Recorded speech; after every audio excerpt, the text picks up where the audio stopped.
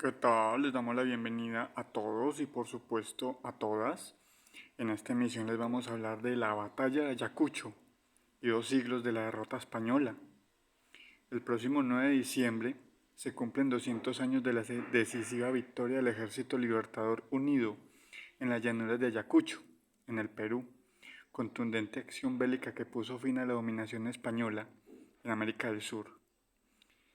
Hay que recordar de paso que en lengua quechua Ayacucho significa el Valle de los Muertos. Tras Ayacucho solo quedaron restos dispersos de tropas coloniales en el Alto Perú, en la actual Bolivia, que entraron en completa desmoralización y que tras algunos motines internos fueron derrotadas definitivamente por la batalla de Tumusla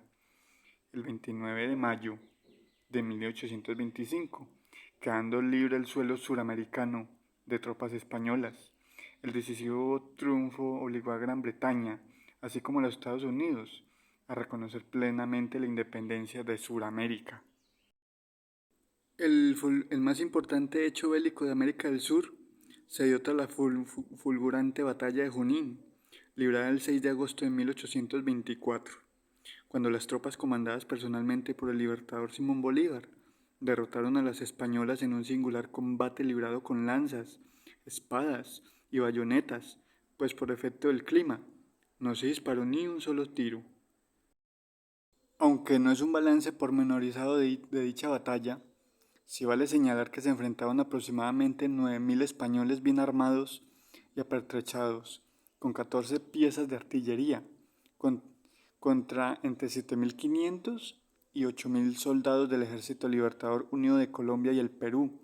con 2 piezas de artillería.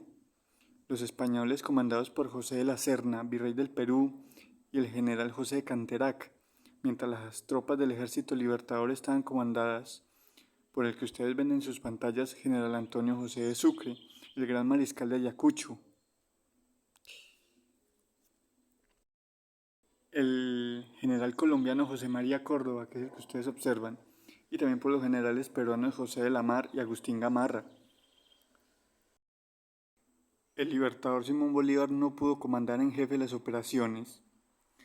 porque el gobierno mezquino de Francisco de Paula Santander, instalado en Bogotá en condición de vicepresidente, y el Congreso fungiendo en esa misma capital, lo habían retirado del mando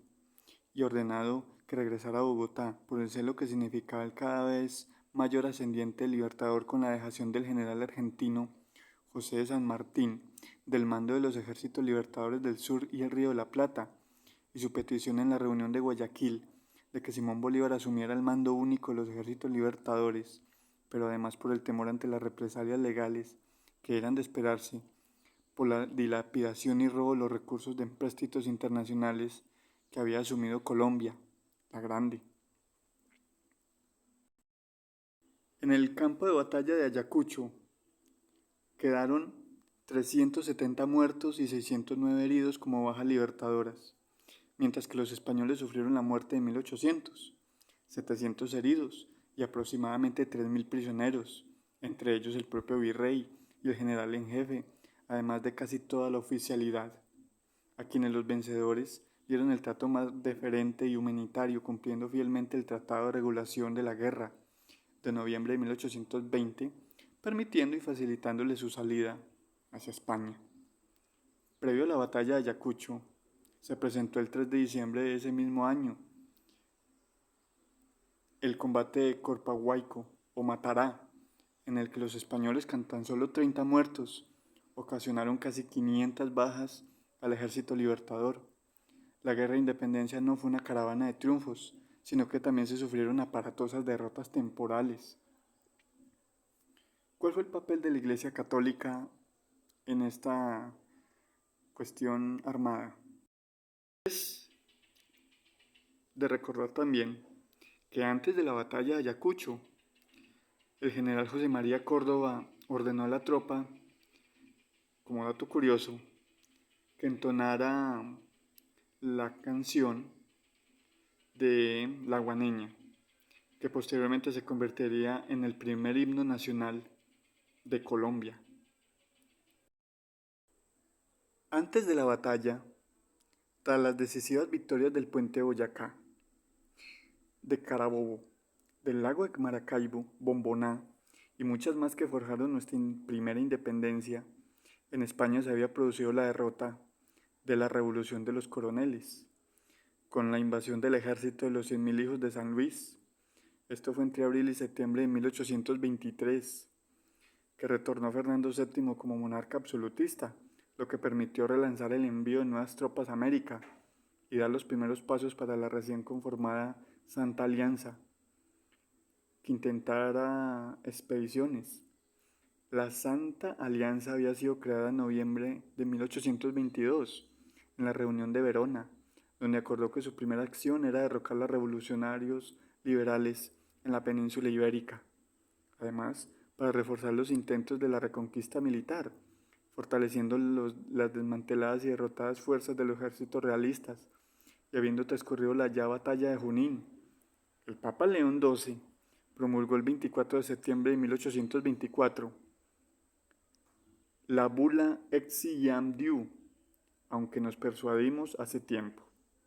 destinada a los americanos por intermedio de sus obispos, condenando las guerras de independencia por perturbar la tranquilidad de la patria. ¿Qué tal está? Y amenazar la integridad de la religión, exaltando las santas virtudes de su Majestad Católica Fernando VII y llamando a la sujeción de los súbditos. Por la distancia, la bula llegó a nuestras tierras cuando ya habían sido derrotadas las tropas españolas, pero una gran cantidad de obispos manifestaron que era un documento falsificado y obispos mexicanos argumentaron que el Papa había sido engañado por la corona, aunque como lo decía León XII, hacía tiempo se había realizado la misma exhortación a la obediencia, lealtad y servidumbre frente al monarca español, consignada en la bula Exi Longissimum Terratum del 30 de enero de 1816, que sí había llegado a tiempo y que exigía la obediencia y el amor a la muy católica y bondadosa Majestad Fernando VII, justo en momentos en que había pisoteado la Constitución de Cádiz de 1812, la que juró defender, y había resumido el trono con un golpe de Estado. Los desarrollos y las consecuencias de la gran jornada de la batalla de Ayacucho fue la batalla definitiva que dio la libertad al Alto Perú y la consiguiente creación de la República de Bolivia, que fue posible consolidar también gracias a la solidaridad de la República de la Argentina. A preparar desde ya la conmemoración de los 220 años de la batalla de Ayacucho. Dejamos este video hasta aquí para que ustedes puedan dejar sus comentarios y los esperamos para una próxima emisión. Hasta la próxima.